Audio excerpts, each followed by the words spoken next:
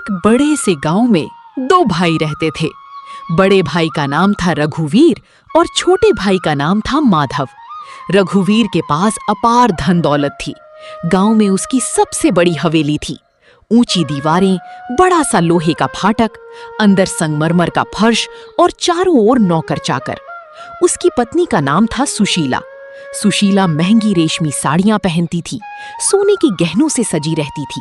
दोनों की जिंदगी ऐशो आराम से भरी थी। हर सुबह रघुवीर बालकनी में खड़ा होकर चाय पीते हुए नौकरों को हुक्म देता। भोला, सुनो ध्यान से।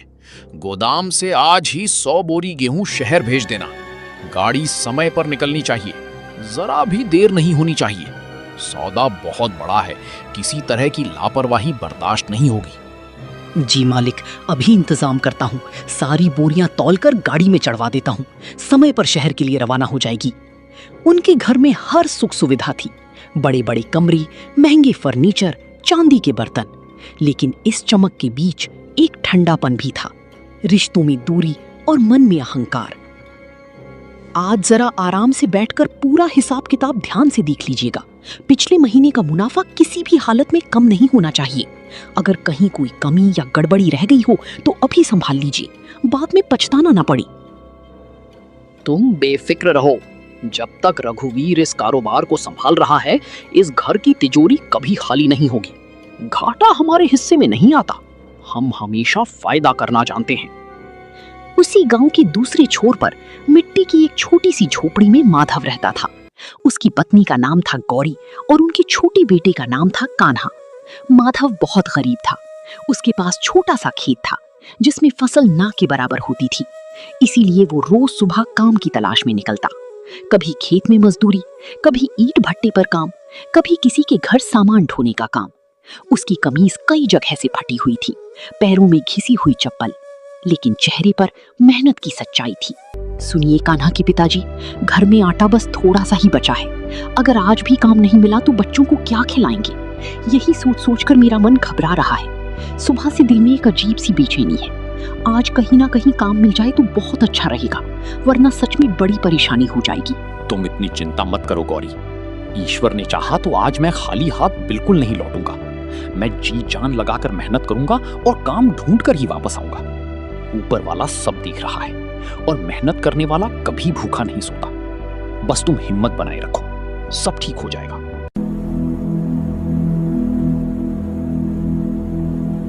एक दिन ऐसा आया जब माधव को काम नहीं मिला। वो शाम को थका हारा खाली हाथ लौटा। झोपड़ी के अंदर चूल्हा ठंडा पड़ा था। कान्हा धीमी आवाज में बोला, माँ, बहुत भूख लगी है। सुबह से कुछ ठीक से खाया भी नहीं। पेट में जैसे चूहे दौड़ रहे हैं। अब जल्दी से कुछ खाने को दे दो ना। बस थोड़ी देर और रुक जाओ बेटा, मैं अभी कुछ बना देती हूँ। तुम चिंता मत करो, माँ तुम्हें भूखा नहीं सोने देगी। माधव ने घर में देखा, बस मुट्ठी भर चावल बचे थे। उसने गहरी सांस लेकर कहा, आज तुम खिचड़ी ही बना लो। जो भी घर में बचा है उसी से काम चला लेते हैं। लेकिन कल मैं बाजार जरूर जाऊंगा। वहां जाकर कुछ बड़ा काम ढूंढूंगा ताकि घर की हालत सुधर सके। ऐसे कब तक छोटी मोटी मजदूरी से गुजारा करते रहेंगे? अब वक्त आ गया है कि कुछ बदलने की कोशिश करूं। उस रात तीनों ने थोड़ी सी खिचड़ी बांटी। पेट भरा या नहीं ये मायने नहीं रखता था। मायने रखता था एक दूसरे के लिए उनका प्यार। देखो रघुवीर की किस्मत और देखो माधव की हालत। एक ही माँ के बेटे पर जमीन आसमान का फर्क। लेकिन वक्त हमेशा एक जैसा नहीं रहता। कभी दौलत की परीक्षा होती है तो कभी धैर्य की। और असली कहानी अभी शुरू हुई थी।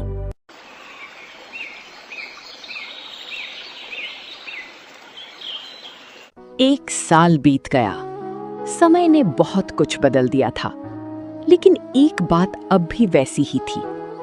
रघुवीर की दौलत लगातार बढ़ती जा रही थी और माधव का संघर्ष खत्म होने का नाम नहीं ले रहा था। एक दिन पूरे गांव में खबर फैल गई कि रघुवीर के घर खुशखबरी आई है। बरसों की प्रतीक्षा के बाद उनके घर एक बेटे ने जन्म लिया था। हवेली को फूलों से सजाया गया, दरवाजे पर रंगोली बनाई गई, आंगन में बड़े बड़े पंडाल लगाए गए। ढोल की आवाज दूर तक सुनाई दे रही थी। सुशीला खुशी से भरी हुई थी। वो अपने बेटे को गोद में लेकर बार बार कह रही थी, देखिए जी, हमारा वारिस आ गया है। अब हमारा नाम और भी ऊंचा होगा, लोग और इज्जत से हमारा जिक्र करेंगे। हमें अब हर काम सोच समझ कर करना होगा ताकि उसके भविष्य पर कोई आंच ना आए। हाँ सुशीला, अब इस घर की शान और बढ़ेगी। पूरे गांव को दावत दूंगा। ऐसा भोज होगा कि लोग सालों तक याद रखेंगे। और सच में पूरे गांव को न्योता भेजा गया। न्योते वाले दिन सुबह से ही मेहमान आने लगे। कोई नए कपड़े पहनकर आया, कोई बच्चों को साथ लाया। हवेली के बाहर गहमा गहमी थी। रसोई में बड़ी बड़ी कढ़ाहों में पकवान बन रहे थे। पूरियां तली जा रही थी, मिठाइयां सजाई जा रही थी, भीड़ बढ़ती जा रही थी। माधव को खबर ही नहीं थी। उधर माधव उस दिन भी मजदूरी कर रहा था। उसे दावत की कोई खबर नहीं थी। दोपहर के समय जब वो खेत से लौट रहा था, गांव के कुछ आदमी उसे रास्ते में मिल गए। एक आदमी मुस्कुराते हुए बोला, लेकिन उसी भीड़ में एक चेहरा गायब था। अरे माधव, तू यहाँ क्या कर रहा है? सुबह से तुझे यहीं देख रहा हूं। क्या बात है? कहीं जाने की तैयारी नहीं की क्या? क्यों, क्या हुआ? ऐसी क्या बात हो गई कि तुम सब मुझे इस तरह देख रहे हो? अरे, आज तेरे बड़े भाई रघुवीर के घर दावत है। बेटे के जन्म की खुशी में पूरा गांव बुलाया गया है और तू अभी तक गया नहीं। दावत? आज? मुझे तो किसी ने बताया ही नहीं। अगर सच में दावत है तो मुझे खबर क्यों नहीं दी गई? अरे, पूरा गांव जा रहा है। हर घर में खबर पहुंच चुकी है। तू तो उसका सगा भाई है, फिर भी अभी तक घर से निकला भी नहीं। कहीं सच में तुझे बुलावा नहीं भेजा गया? वे लोग आगे बढ़ गए। माधव वहीं कुछ पल खड़ा रह गया। उसके मन में हलचल थी। वो जल्दी जल्दी अपने घर पहुंचा। गौरी ने दरवाजे पर आते ही पूछा, आज इतनी जल्दी कैसे आ गए? रोज तो सूरज ढलने के बाद ही घर लौटते हो। सब ठीक तो है ना? कहीं काम पर कुछ परेशानी तो नहीं हुई? तुम्हें पता है, आज रघुवीर भैया के घर दावत है। उनके यहाँ बेटा हुआ है और पूरे गांव को बुलाया गया है। अभी रास्ते में सब लोग उसी की बात कर रहे थे। बड़ा जश्न हो रहा है। हमें तो कोई बुलावा नहीं आया, ना कोई खबर, ना कोई संदेश। अगर सच में दावत है तो हमें क्यों नहीं बताया गया? शायद भूल गए होंगे। इतनी भाग दौड़ और मेहमानों की भीड़ में हो सकता है हमारा नाम छूट गया हो। ऐसा भी तो हो सकता है कि बुलावा भेजा हो और हमें मिला ना हो। भूल गए? सगे भाई को कोई भूलता है क्या? इतने बड़े मौके पर अगर हमें खबर तक नहीं दी गई तो क्या ये सिर्फ भूल है? मुझे तो लगता है वे हमें बुलाना ही नहीं चाहते। शायद उन्हें हमारी जरूरत ही नहीं समझ आती। तुम मन छोटा मत करो गौरी। आखिर वो मेरा बड़ा भाई है, खून का रिश्ता है हमारा।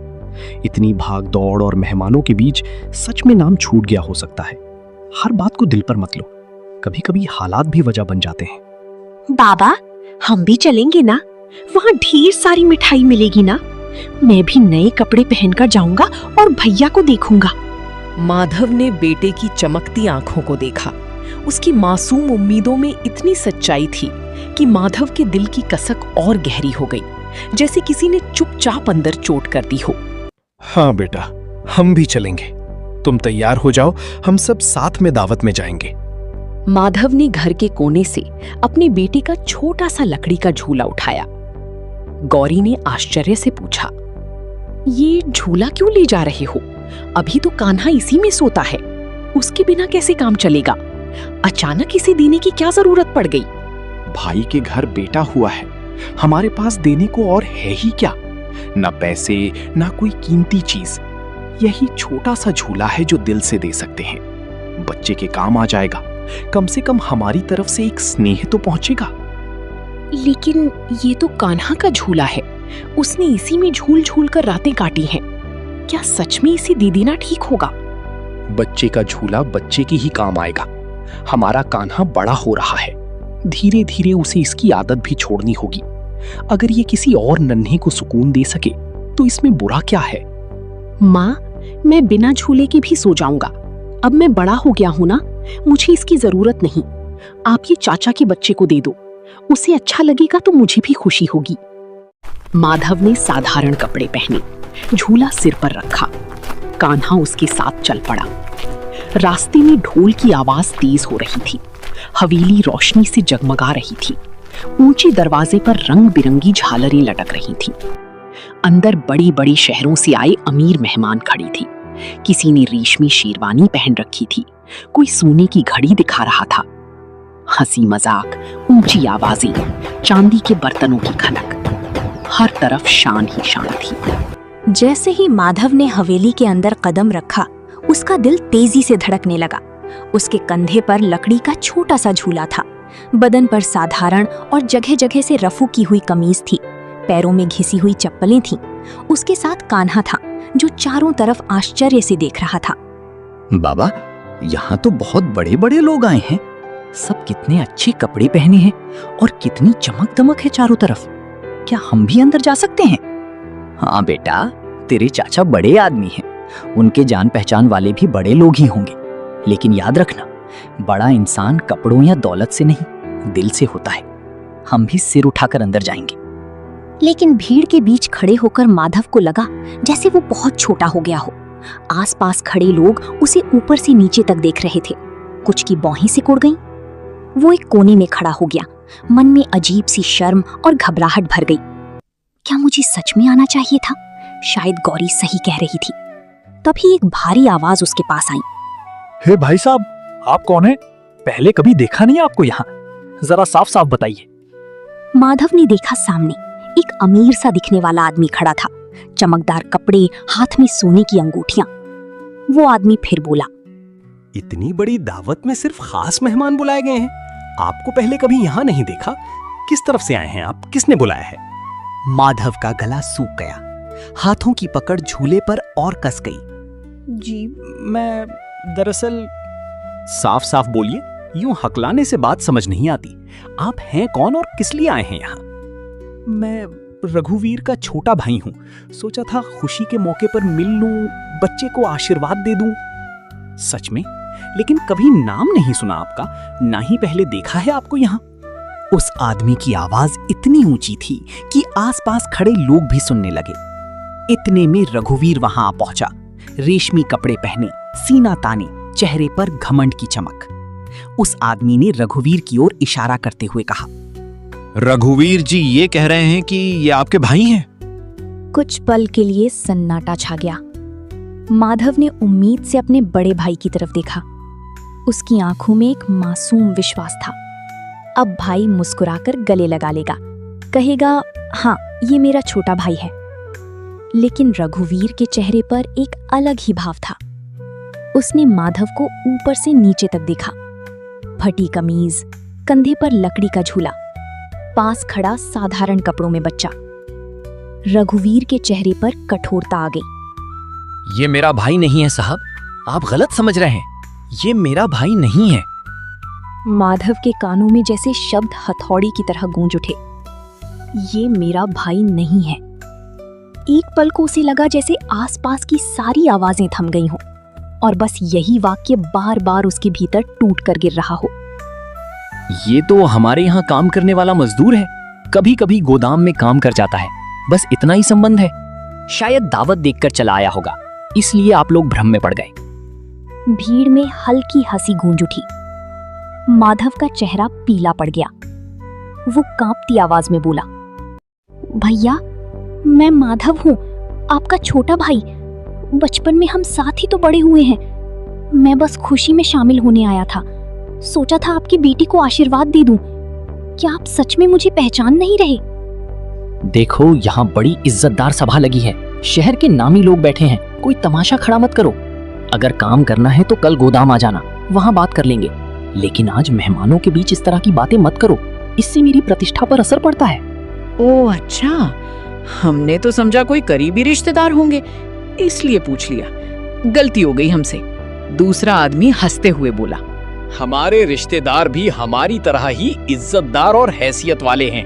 बिना बुलावे कोई भी यूं अंदर नहीं आ सकता। ये शब्द तीर की तरह माधव के दिल में लगे। कान्हा धीरे से बोला, बाबा चाचा हमें पहचान क्यों नहीं रहे?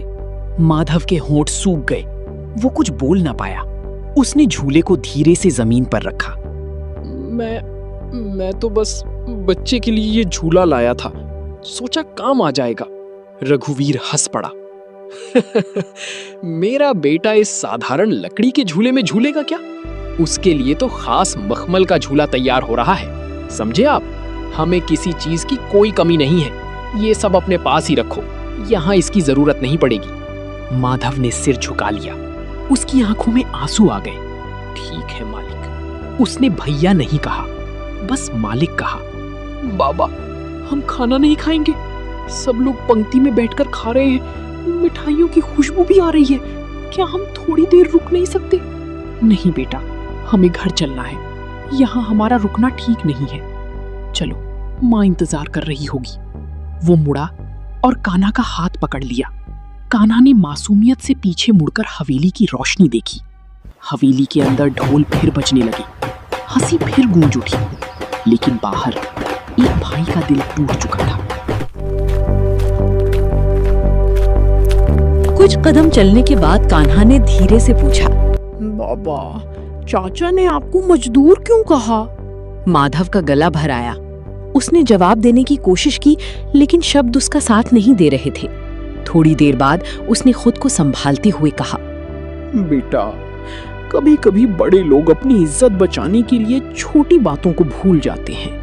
पर आप तो उनके भाई हो ना? हाँ बेटा, मैं उनका भाई हूँ, पर शायद वो अब मेरे नहीं रहे। उसकी आवाज टूट गई। वो रास्ते के किनारे बैठ गया, चेहरे को दोनों हाथों में छुपा लिया। वर्षों का दबा हुआ दर्द आंसुओं में बह निकला। कान्हा घबराकर उसके पास बैठ गया। बाबा, आप रो मत, मैं बड़ा होकर बहुत अमीर बनूंगा, फिर कोई आपको मजदूर नहीं कहेगा। माधव ने बेटी को सीने से लगा लिया। नहीं बेटा, अमीर बनना जरूरी नहीं है, अच्छा इंसान बनना जरूरी है। चलो घर चले, तुम्हारी माँ इंतजार कर रही होगी। रात गहरा चुकी थी। गांव की गलियां शांत थीं। दूर कहीं कुत्तों के भौंकने की आवाज आ रही थी। माधव धीरे धीरे कदम बढ़ाता हुआ अपनी झोपड़ी तक पहुंचा। गौरी दरवाजे पर खड़ी थी। जैसे ही उसने माधव का चेहरा देखा, वो सब समझ गई। उसकी आंखों में चिंता उतर आई। क्या हुआ? आप इतने टूटे हुए क्यों लग रहे हैं? वहां कुछ हुआ है क्या? माधव अंदर आया। उसने लकड़ी का झूला वापस घर के कोने में रख दिया, फिर चुपचाप जमीन पर बैठ गया। कुछ पल तक वहां सन्नाटा पसरा रहा। फिर माधव टूटी हुई आवाज में बोला,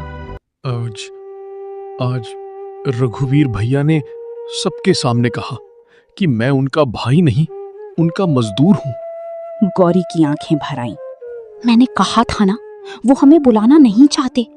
मैंने सोचा था शायद भूल गए होंगे, पर वो तो हमें पहचानने से ही इनकार कर गए। आज मुझे लगा जैसे मैं सच में बहुत छोटा हूं। गौरी उसके पास आकर बैठ गई। गरीबी कोई शर्म की बात नहीं होती, लेकिन रिश्तों से मुंह मोड़ लेना, ये सबसे बड़ी गरीबी होती है। छोटे आप नहीं हैं, छोटा वो इंसान है जिसे अपने ही खून के रिश्ते से शर्म आने लगे। माधव चुपचाप जमीन की तरफ देखता रहा। उसकी आंखों से आंसू लगातार बह रहे थे। उसी समय कान्हा धीरे से बोला, माँ, क्या गरीब होना बहुत बुरी बात होती है? गौरी तुरंत बेटे के पास गई और उसके सिर पर हाथ फेरते हुए बोली, नहीं बेटा, गरीब होना बुरा नहीं होता।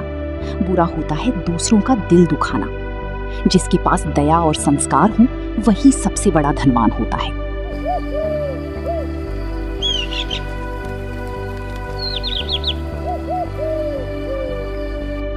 उस रात किसी की आंखों में नींद नहीं थी।